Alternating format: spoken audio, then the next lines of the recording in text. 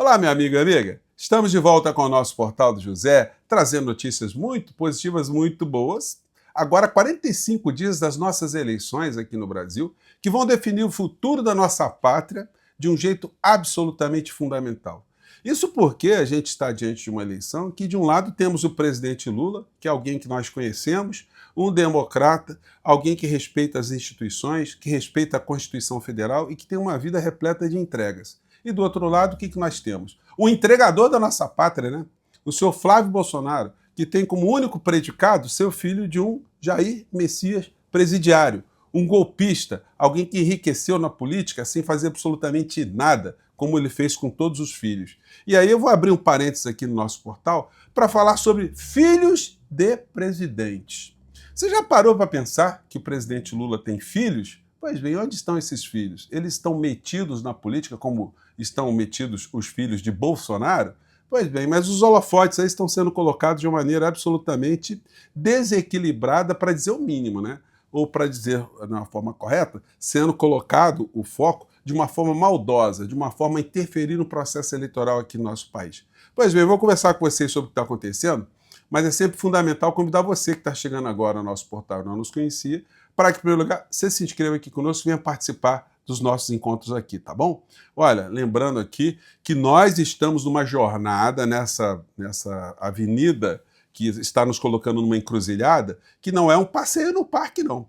De um lado nós temos a democracia, de outro lado nós temos o abismo. Então, olha, você que está participando aqui conosco, muito obrigado. Vou dizer para vocês que a notícia é positiva, né? E aqui está o número desse que vos fala aqui, porque esse nosso espaço aqui também é um espaço para a gente falar sobre isso, né? Sobre a nossa candidatura a deputado federal pelo PSB do Rio de Janeiro, tá? E a notícia boa para começar o nosso papo é que mais uma vez está saindo, está tendo repercussão a nossa caminhada aqui, graças a você. Quem são os candidatos que mais arrecadaram em vaquinhas para as eleições de 2026? Veja ranking. Matéria no Globo. E aí a matéria no Globo coloca aqui o professor José, aqui nessa matéria, né, entre os 10 primeiros, né? Eu estou em oitavo aqui, junto com Elias Jabbour. Só que, pertinho do Elias Jabbour, só que, em número de pessoas que estão apoiando candidatura, que estão fazendo doações, a nossa é a segunda em número de pessoas. Gente, isso é muito legal, né? Quase 6 mil pessoas que estão ajudando a gente a caminhar aqui. Aqui uma outra matéria já, no G1, vaquinhas eleitorais, líderes de arrecadação receberam juntos, enfim, tarará, tarará. E o ranking aqui, de novo, colocando o professor José, agora número 4.000, nesse ranking. E aí, por que eu estou levantando essa questão? Porque hoje saiu mais uma matéria aqui na Folha de São Paulo. Candidatos com maior arrecadação via financiamento coletivo. O engraçado é o seguinte, é que nessa relação aqui apareceu um personagem, né? Eles colocam Renan Santos, Missão, Marcel Von Hatten, Jones Manuel, Rodrigo Espada, e depois empatado ali, né, empate técnico, vamos dizer assim, Kim Kataguiri, Humberto Matos, Elias Jabbour e professor José. E atrás vem quem? Flávio Bolsonaro. Veja só, gente, como é que eu poderia imaginar, em termos de arrecadação e número de pessoas participando, né? Nós estaríamos, a essa etapa, à frente de Flávio Bolsonaro, né? E Deltan Dallagnol, que vem atrás também, né? Bom, provavelmente eles vão arrecadar um dinheirinho forte, né? Eles não precisam, mas vão arrecadar um dinheirinho forte, mas o que nós estamos conseguindo aqui já está dando para fazer um barulho danado. Por exemplo, tive que abrir esse parênteses, porque a gente vai falando disso, ó. Esse material aqui, muito legal, muita gente elogiando, isso aqui é apenas um adesivo, tá? Esse material aqui, ó. Vote professor José 4.000, né? Ficou bom, ficou boa foto aqui, né, gente? Pessoal profissional, deram aqui uma... Ficou muito legal, né? Ficou muito bacana. Então aqui a nossa tarefa está indo muito bem, graças a você, meu amigo, minha amiga. E olha, então tá aqui, a Folha de São Paulo publicou hoje aqui esse ranking, e vamos continuar melhorando, né? Vamos, você que está contribuindo sempre, vamos continuar e vamos seguir em frente, porque olha, sábado agora tem presidente Lula no Rio de Janeiro, e nós vamos nos encontrar às 9 horas da manhã, neste sábado, nas esquinas da Rua Sul-América com Rua Istambul. Estamos preparando ali um auê bacana para aparecer bem na foto, né? Então eu espero você lá também, tá bom? Bom, Essa figura aqui, o criminoso argentino, sócio, amigo do Flávio, do Eduardo Bolsonaro, simplesmente está agarrado lá na Bolívia, o podridão está vindo à tona porque ele queria matar a namorada, que era um arquivo vivo, só que ele não conseguiu. E ela agora está expondo as entranhas criminosas desse vigarista que conecta vigaristas em outras partes do mundo, principalmente no nosso país também. O senhor Flávio Bolsonaro não está falando nada, né? Ô, Flávio Bolsonaro e Eduardo Bolsonaro, como vocês são ingratos, né? Olha só, o cara, o Serimedo compartilhando toda hora as publicações de vocês fingindo agora que não conhecem mais a criatura, né? Que coisa feia, né? O senhor Dudu Bananinha não está falando nada, né? Ignorou o cidadão. Que foi assessor do Milei, que está também numa desgraça total lá na Argentina. Inadimplência das famílias na Argentina triplicou em um ano e atingiu seu nível mais alto em 20 anos durante o governo Javier Milei. É esse político que o senhor Flávio Bolsonaro tem buscado inspiração para aplicar as mesmas medidas no Brasil, arrasar com o povo brasileiro. Gente, o Flávio Bolsonaro não tem proposta para absolutamente nada. Pergunte para ele, será que vão perguntar? O que ele pensa dos aposentados, o que ele pensa da Previdência Social, o que ele pensa da reforma de Paulo Guedes, que acabou com os aposentados aqui no nosso país, fez os aposentados terem mais tempo de trabalho para poderem se aposentar, e aqueles que tinham dificuldade de mostrar o tempo de serviço, que não conseguiram se aposentar. Enfim, o que ele pensa, né, da desvinculação do salário mínimo e da aposentadoria para achatar aposentado? O que ele pensa de reajuste de salário mínimo? Aliás, o pai dele não fez absolutamente nada em lugar nenhum, né? E uma falcatrua que ele está envolvido e que ele está tentando escapar o tempo todo, mas a imprensa tinha que ser mais incisiva, porque, gente, esse tipo de estelionatário como o seu Flávio Bolsonaro, quando se pergunta uma coisa para ele não responde a pergunta, ele faz uma outra pergunta. Se pergunta para ele, vem cá, o senhor disse que ia prestar contas da dinheirama que o senhor tomou do Vorcaro, que por sua vez tomou do povo do Rio de Janeiro, mais de 3 bilhões de reais, e obviamente ele pagou esse filme, foi a comissão, gente, que ele pagou para a turma do Flávio Bolsonaro. E o Flávio Bolsonaro não prestou contas disso. E aí ele veio perguntaram para ele na coletiva hoje, ele disse o seguinte, Flávio Bolsonaro disse que já prestou contas sobre Dark Horse e tenta colar caso Master a Lula. Gente, só sendo muito trouxa para acreditar nesse estelionatário político que é o seu Flávio Bolsonaro. E a Globo, vamos ver como é que a Globo vai reagir, porque ele disse, olha, não, a Globo News, o G1 já apresentou contas. Então, como é que é, Globo News? G1, vocês apresentaram as contas do Dark Horse? Ele está dizendo que viu, só que ninguém viu, né? Ele vai ter dificuldade também de mostrar essa conexão dele com as milícias que vai vir à tona, tá, gente? Isso aqui é um videozinho resgatado dele lá no Rio das Pedras com os mandantes do assassinato de Marielle Franco. Tá aí, tá na rede do Chiquinho Brazão, que tá preso, não pode mexer na conta dele, né? Então tá lá, exposta lá, não vai dar para pagar isso não. E aí tem essa situação também que está no campo do surrealismo, né? Sai aqui da frente pegar a manchete aqui, né?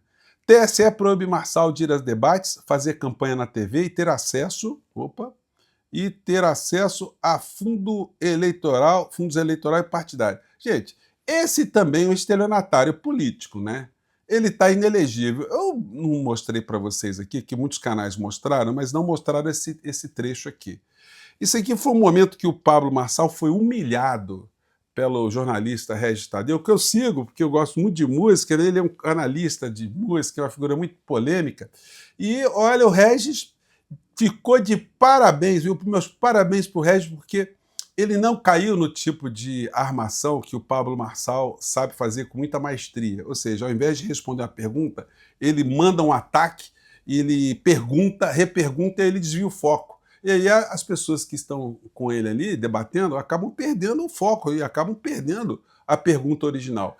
Esse é um método dos estelionatários, principalmente do estelionatário político, quando está tentando escapar do flagrante, né? Então, ele deu uma entrevista, essa que ele foi esmagado, e ele começa dizendo que ele está vindo. Ele veio, gente, para atacar a candidatura do presidente Lula, ou seja, funcionar como uma correia auxiliar da candidatura daquele que o Ministério Público apontou como sendo ladrão, o senhor Flávio Bolsonaro, que, por conseguinte, o mesmo Ministério Público, só que em outro estado, né, também já havia condenado, aliás, apontado que o senhor Pablo Marçal também tem probleminhas com a justiça com lesão aposentados, né? Vejam só como é que essa gente acaba convergindo, né? São as Orcrins convergindo. É Orcrim do Serimedo, envolvido com Orcrim de Milei, que agora está agarrado na Bolívia, que atacou a democracia do México, atacou a democracia no Chile, atacou a democracia brasileira, enfim. E agora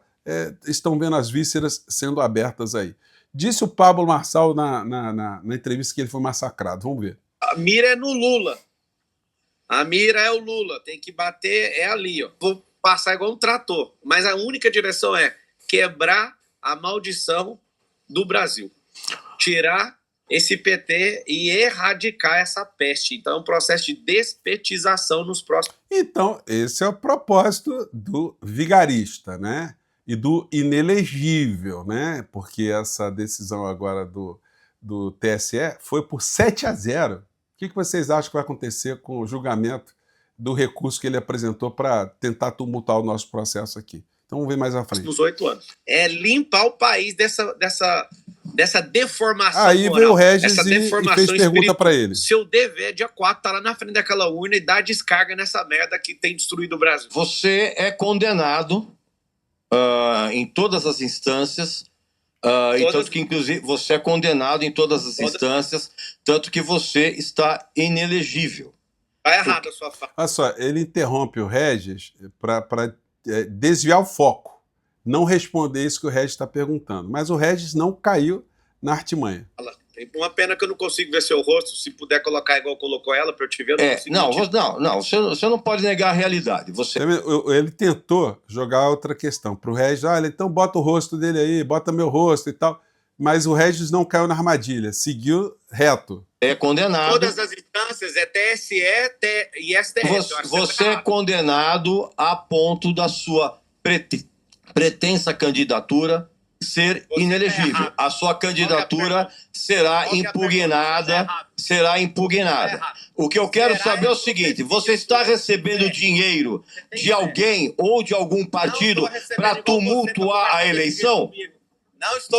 Não estou recebendo igual aparentemente alguém está recebendo para conversar. Viu só como é que ele tenta jogar? Ele não responde direito, não é claro, e ataca o Regis, tentando tirar o Regis do equilíbrio. Estou comigo. Diga seu nome aí, quem você é, que eu nem sei quem você é. Regis Tadeu, meu nome. Eu não te conheço.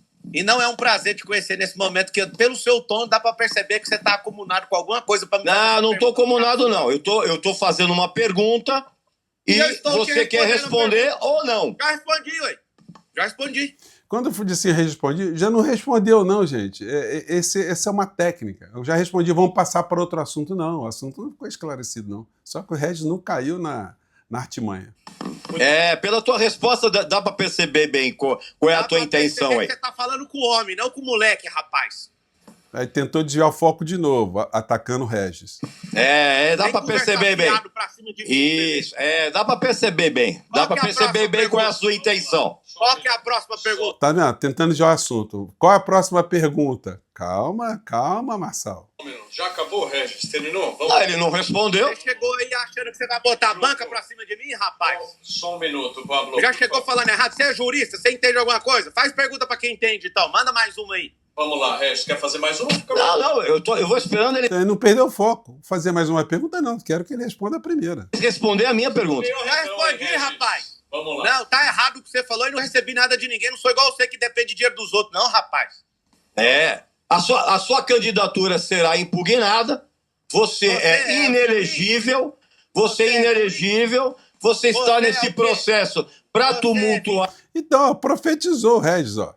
TSE proíbe Marçal de ir a debates, fazer campanha na TV e ter acesso a fundo eleitoral e partidário. É isso aí, tomou na lata.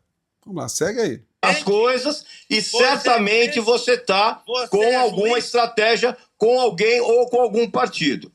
Você quer responder? Ok. Se você quer fugir da resposta, valeu aí. Eu já tinha respondido no seu primeiro segundo, não foi o suficiente? Você tem problema cognitivo?